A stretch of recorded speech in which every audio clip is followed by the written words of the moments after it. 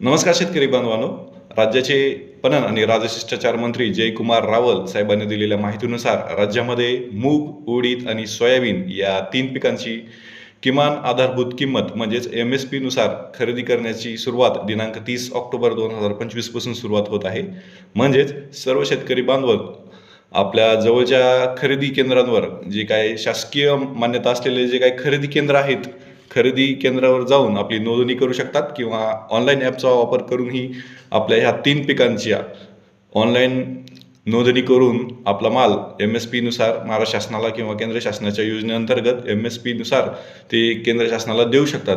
ही छोटीशी माहिती आपल्या राज्याचे पणन आणि राजशिष्टाचार मंत्री जयकुमार रावल यांनी दिली. सोबतच त्यांनी सांगितलंय की यावर्षी जे काय सोयाबीन आहे ते सोयाबीन ₹5,328 प्रति क्विंटल या दराने शासकीय MSP भावामध्ये खरेदी केलं जाईल आणि हे जे काही ₹3,528 प्रति क्विंटल सोयाबीन आहे याचं लक्ष्य आहे 18.50 लाख क्विंटल खरेदी करण्याचं लक्ष्य महाराष्ट्र शासनाने ठेवलेलं आहे.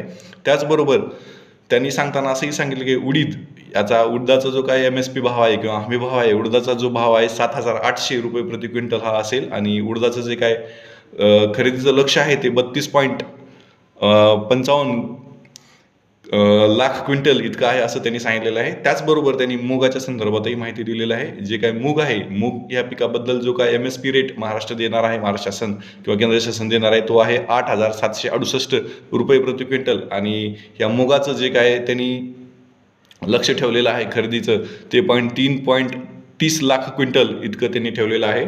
आणि ह्या सर्व उडीद, मूग आणि सोयाबीन ह्या 3 पिकांची खरेदी आता 30 ऑक्टोबरपासून आपल्या जे काही खरेदी केंद्र आहेत, शासनमान्य खरेदी केंद्र त्यावर नोंदणी करून सर्व शेतकरी बांधव करू शकतात. त्याचप्रमाणे ऑनलाईन ॲपचा वापर करूनही तुम्हाला करता येईल असं त्यांनी माहिती आज समाज माध्यमामध्ये दिलेली आहे.